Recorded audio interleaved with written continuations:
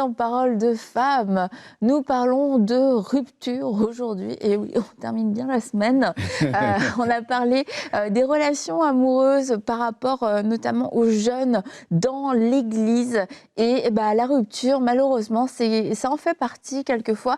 Et le fait de comment on va gérer cette rupture, ça va tout changer la suite. Alors c'est important qu'on puisse en parler pour savoir comment est-ce qu'on peut gérer au mieux une rupture, si c'est nous qui voulons rompre, si quelqu'un nous a quittés, mais aussi en tant que responsable. Donc on va essayer avec Laure et Papicho de pouvoir couvrir ce sujet, sachant que quand on parle de rupture, ben, c'est toujours un peu délicat parce qu'il y a beaucoup d'émotions. On a parlé beaucoup des émotions, des sentiments cette semaine qui pouvaient nous pousser à entrer dans des relations, à nous pousser à la sexualité, mais la rupture, bah, c'est le cœur qui est brisé et c'est beaucoup de tristesse, beaucoup de chagrin, quelquefois même quand c'est une relation qui n'a pas duré très longtemps. Et du coup, bah, la manière dont on va le gérer, ça va avoir un impact sur nos prochaines relations, sur notre relation avec Dieu. Donc d'où l'importance de pouvoir en parler, puis essayer de le faire au mieux lorsque ça arrive. Waouh! C'est un sujet très important, mais on doit quand même en parler. On atterrit avec ça parce que c'est une réalité qui existe dans l'Église. Moi-même, en tant que responsable de la jeunesse, je vis ça, j'ai vécu ça, j'ai vu comment est-ce que les gens, n'est-ce pas, traitent ça. Il faut dire que chaque personne n'agit pas de la même manière. Donc, ça dépend des cas, du vécu de certains, des uns des autres, comment les choses se passent. Mais au moins, quand il y a rupture, il y a quand même un impact qui reste. Ouais. Pour d'autres, c'est la colère. Ils se fâchent, d'autres qui sont dans le déni. Donc, le frère l'a lâché, mais bon. Et elle s'accroche toujours, quoi. Elle dit non, c'est mon mari. Dieu m'avait dit. Elle s'accroche toujours. Peut-être d'autres tombent dans la dépression. Je connais certains qui sont devenus même folles. Bon, il n'y a pas que les filles, hein, il y a aussi les garçons qui disjonctent, si je peux dire ainsi, qui tombent dans la dépression. Il y en a d'autres même qui ont de la rébellion.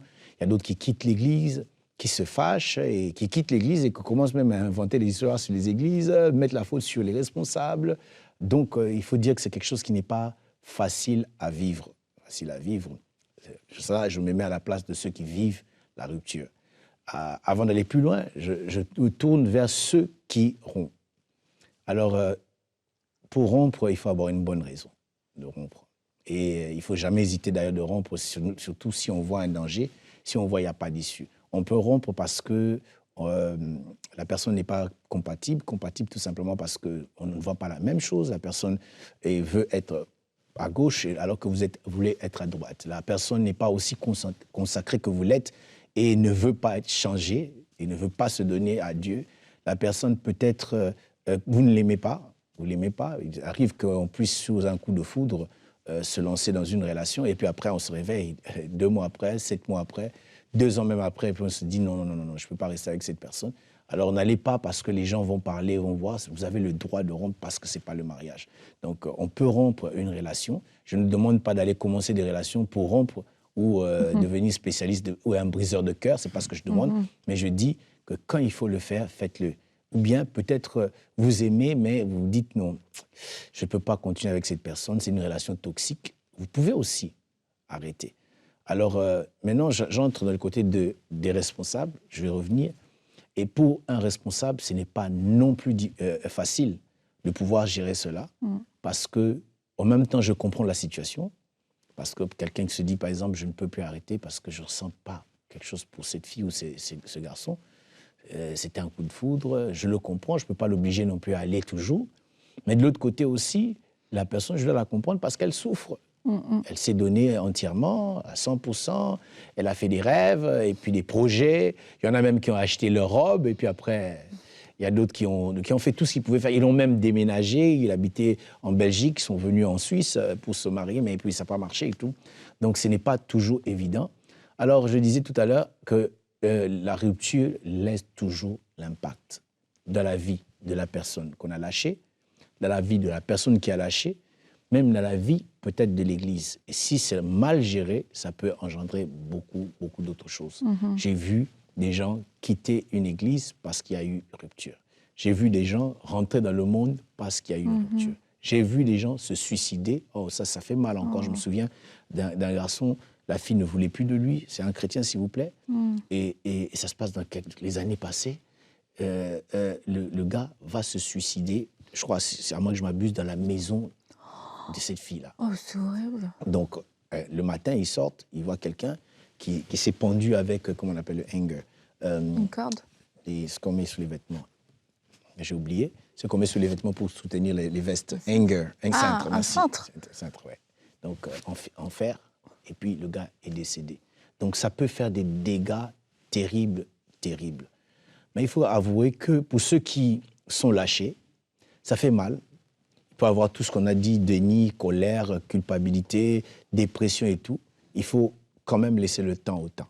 Parce que le temps peut traiter, le temps peut guérir. Et non seulement le temps, et savoir être bien entouré. Malheureusement, il y a d'autres personnes, qu'est-ce qu'elles font?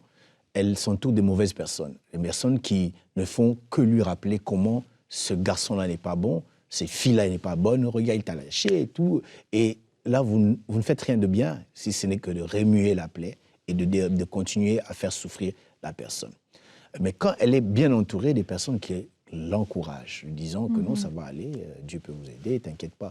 J'ai aimé une parole qu'un homme de Dieu disait. Il dit, dans ces cas de rupture, ça veut dire que c'est Dieu qui a dit non. Et il dit ceci, il dit, à chaque fois que Dieu dit non, c'est qu'il a un meilleur oui. Des fois, on ne voit pas. On ne voit pas parce que tellement que le cœur était attaché de ce côté, on n'a pas bien vu le meilleur oui. Et il suffit seulement de lever la tête un peu, d'attendre un tout petit peu, il y aura un meilleur oui.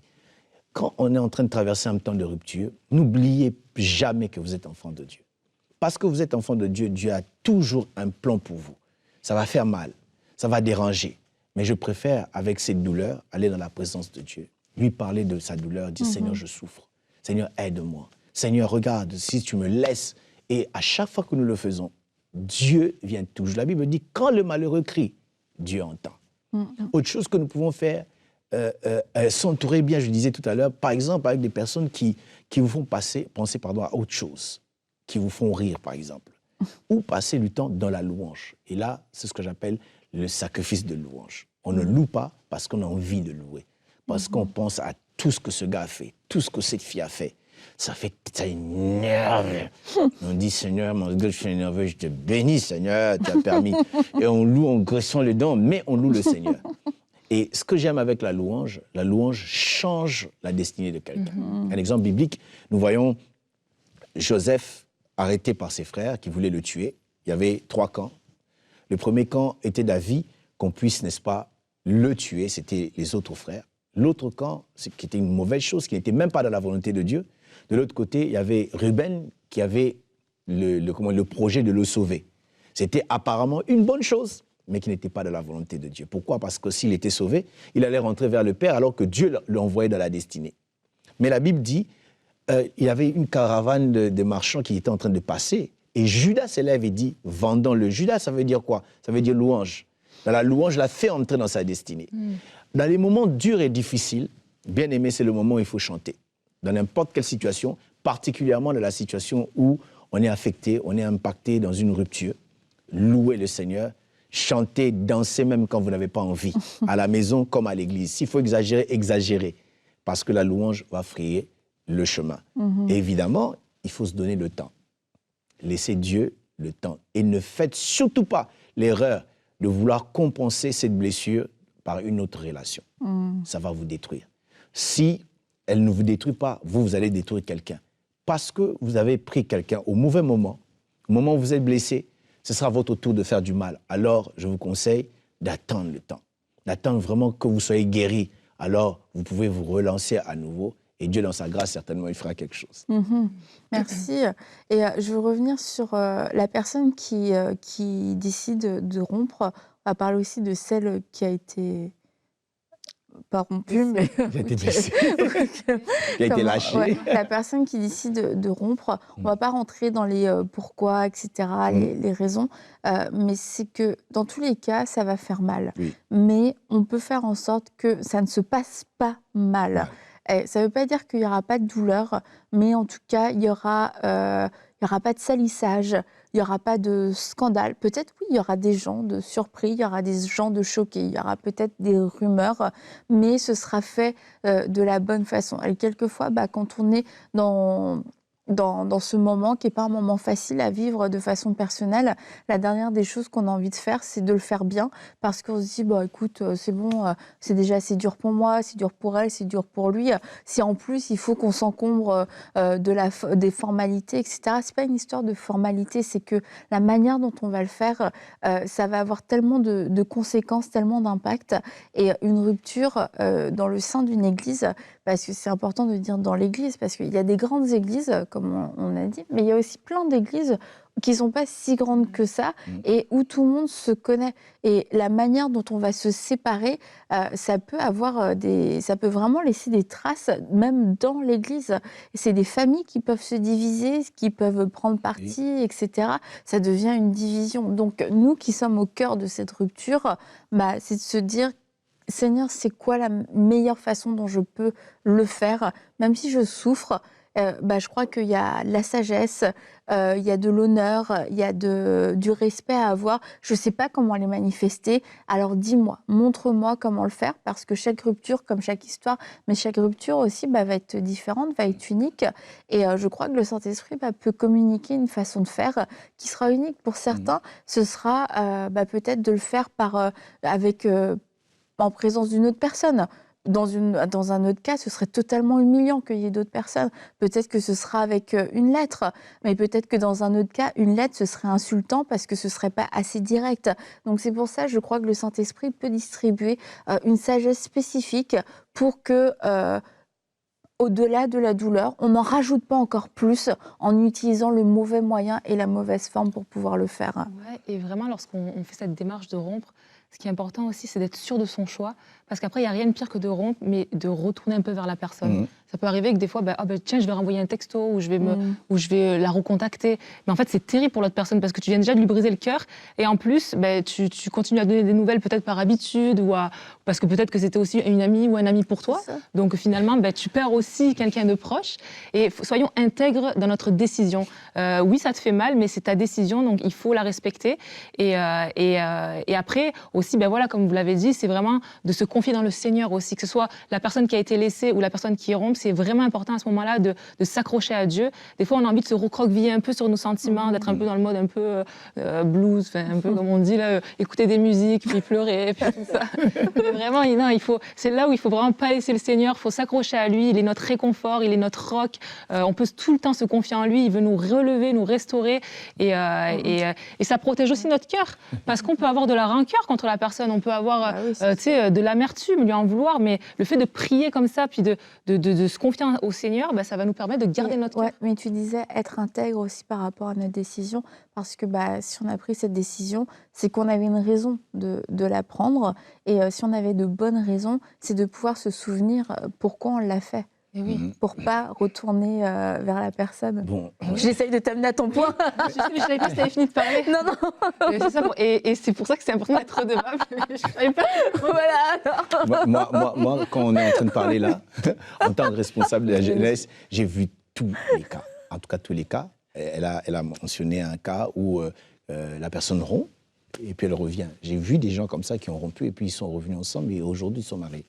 J'ai vu des cas pareils. Je crois, comme l'a dit Annabelle, il faut que ça se fasse vraiment avec beaucoup de respect. Mais des fois, malheureusement, on ne peut pas gérer la manière de rompre. Il y a une personne, cette rupture, c'est une délivrance, mais c'est toi qui ne comprends pas. Dieu t'a délivré, mais toi, tu ne comprends pas. C'est peut-être après, quand tu regardes, tu dis « Ah, Seigneur, heureusement, tu as fait ça !» Mais quand tu es dedans, tu ne comprends pas encore parce que la douleur est là, alors que Dieu t'a délivré. Il y a des cas où, par exemple, ce sont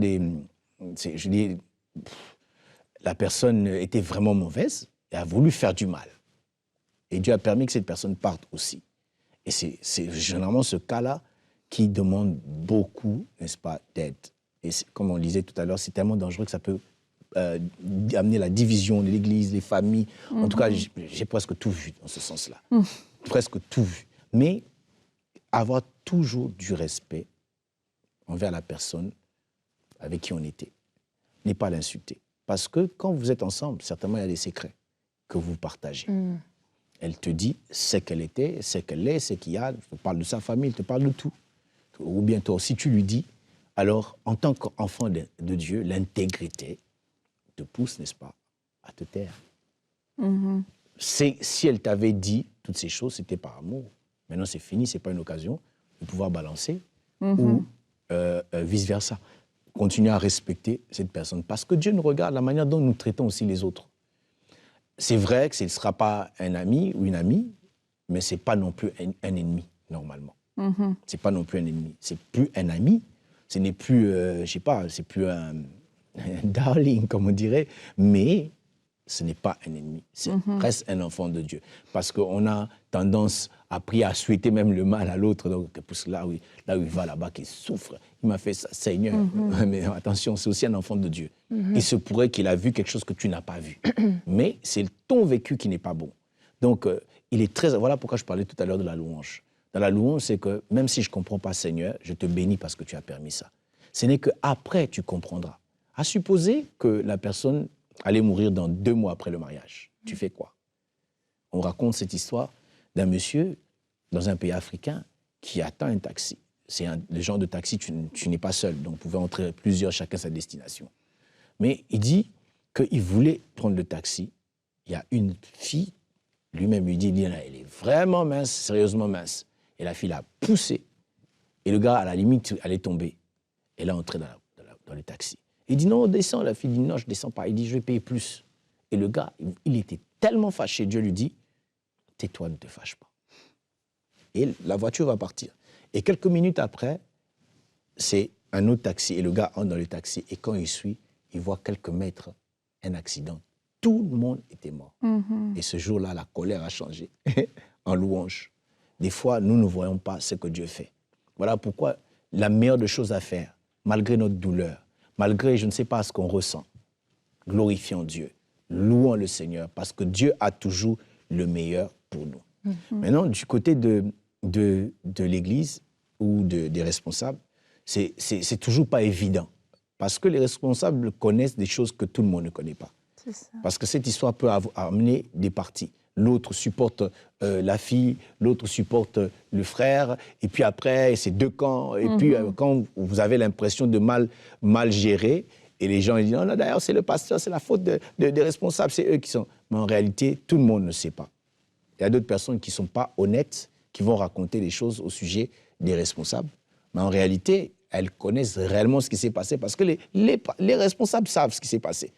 Mais ils ne sont pas là pour étaler la vie des gens. J'ai vu des gens, par exemple, que ça s'est mal passé dans leur relation, mais la faute tombe sur les responsables et on dit des choses dans cette église-là, dans cette église-là, dans cette église-là. Et malheureusement, les personnes qui vous entendent ont une mauvaise image de l'église qui est l'œuvre de Dieu. Donc vous détruisez l'œuvre de Dieu parce que vous avez eu une mauvaise expérience qui était vôtre et vous connaissez les réalités de cette relation, mais vous détruisez l'œuvre de Dieu. Donc pour un responsable, c'est toujours pas évident. On ne va pas écraser l'un et pour élever l'autre, même s'il a tort, on doit essayer de protéger tout le monde. On protège celui qui a raison, on protège la personne qui a tort, on essaye de gérer et pour les aider, en même temps, de faire avancer. D'ailleurs, je dois nous dire, on doit le savoir, ce sont des choses qui arriveront toujours dans une église. Et c'est ce genre de choses qui nous aident à entrer dans une nouvelle maturité. Aussi, une rupture qui fait beaucoup de dégâts peut aussi être un plan de l'ennemi, orchestré par le diable pour attaquer non les personnes, mais l'Église. Ça, il ne faut pas oublier. Parce que l'Église peut être attaquée. La chose s'est passée entre 2 personnes qui n'ont rien à voir avec toute l'Église. Mais la chose prend une ampleur telle qu'on se pose la question, qu'est-ce qui se passe? Parce que l'ennemi a orchestré cela, a arrangé tout. Et puis après, c'est une bombe. Et si je dois conseiller, n'est-ce pas, les responsables que nous sommes dans cette situation, c'est surtout de pouvoir prier. J'ai l'habitude de dire, quand j'étais responsable de la jeunesse, je disais que cette œuvre que nous faisons est d'abord spirituelle. Et dans cette œuvre spirituelle, il y a la vie des gens. Si dans le spirituel, on n'arrive pas à gagner le combat, dans le physique non plus. Parce qu'il y a des choses qu'on ne pourra jamais maîtriser. Il n'y a que la prière et la main de Dieu qui peut... J'ai vu, en étant responsable de la jeunesse, ceux qui ont travaillé avec moi, ils savent de quoi je parle, des moments où il y avait des feux qui se lèvent. Et merci Seigneur, Dieu nous prévenait toujours. et nous prenions des temps de prière et le feu peut s'élever et s'éteindre directement. Mais c'est les genres de feu qui pouvaient emmener beaucoup de dégâts au milieu de nous. Donc, en tant que responsable, il ne faut pas prendre un parti, même s'il a un tort, savoir comment aider, comment couvrir et ne pas exposer les gens. Des fois, nous nous taisons, nous responsables, nous n'expliquons rien, nous ne justifions pas, parce que nous connaissons tout. On ne peut pas dire, et on est condamné, juste les gens, oh non, d'ailleurs, ils avaient vu, ils savaient, ils ne faisaient rien. Mais vous ne savez pas qu'est-ce qui s'est réellement passé qu'on ne doit pas dire. Donc, que Dieu nous aide, et vous qui êtes responsables des jeunes et qui vivez cette situation, en tout cas, je vous encourage à tenir ferme et faire les choses de la meilleure manière, aider ceux qui souffrent, parce que dans cette histoire-là, on souffre et on souffre sérieusement. J'ai vu des gens qui ne mangeaient pas, qui n'ont pas sommeil, qui n'ont pas faim, qui ont faim mais qui ne peuvent pas manger, qui ont sommeil, qui ne peuvent pas dormir. J'ai vu des gens entrer dans la dépression, et il y en a même qui ont abandonné le Seigneur, qui sont devenus pires. Et surtout, si c'était une relation avec un homme de Dieu et que ça n'a pas marché, il se rebelle. La personne se dit, non, mais même un serviteur de Dieu comme ça, il me lâche. Et puis, on la trouve dans la rue, dans les boîtes de nuit pour se calmer et tout. Malheureusement, ces choses-là ne changent pas. J'aimerais parler à quelqu'un qui peut-être se retrouve dans cette situation. Aller dans une boîte, ça ne va pas te calmer. Aller boire jusqu'à devenir ivre, ça ne va rien calmer. Le seul endroit où tu peux aller, c'est dans la présence de Dieu. Dieu sait te guérir. Dieu sait t'aider, même si ça fait mal. Te présenter dans la présence de Dieu, parler à Dieu. Et quand Dieu guérit, il guérit bien. Très bien même. Et il guérit entièrement. Très bien. Et comme tu disais, quelquefois ça arrive que les gens se remettent ensemble après une rupture. Et c'est vrai, ça peut arriver. Ça peut arriver parce que, pour différentes raisons, ce serait toute une émission à faire, qui n'est pas cette émission.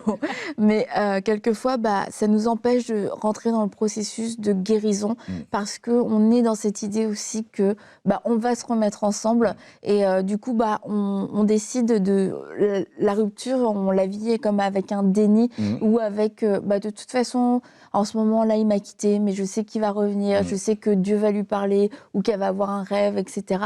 Et ça nous empêche d'aller à l'étape d'après. Et c'est important de se dire, la rupture, c'est ce qu'on est en train de vivre en ce moment et de pas se dire l'autre va faire ça parce qu'on ne sait pas ce que l'autre va faire. Et peut-être que oui, Dieu avait parlé, mais ça reste une liberté personnelle que chacun a d'obéir à Dieu. Et du coup, quand on mise tous nos espoirs sur ce que va faire l'autre personne, on peut être déçu. Si l'autre personne a décidé de mettre fin à la relation, c'est son choix. Peut-être qu'elle fait le mauvais choix, mais c'est son choix. Et on ne peut pas rester dans l'attente que peut-être un jour il va se réveiller ou elle va se réveiller parce que peut-être que 10 ans ou 20 ans se seront passés et peut-être que vous aussi vous serez passé à côté de quelque chose.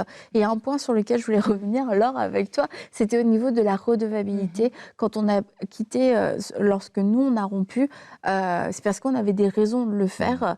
Et comment faire justement pour ne pas retomber, tu vois, revenir. Généralement, lorsqu'on arrête avec une personne, c'est qu'on a un motif, on a réfléchi à la situation, puis on a fait ce choix-là. Mais comme je l'ai dit, des fois, on peut être tenté de retourner avec la personne, on peut oublier les motifs. Des fois, c'est vrai que, bizarrement, c'est quand on n'est plus avec la personne que là, on se rappelle que du meilleur et qu'on se dit, finalement, elle était peut-être pas si mauvaise que ça. On peut la voir marcher à l'église, on se dit, finalement, elle me manque, tout ça.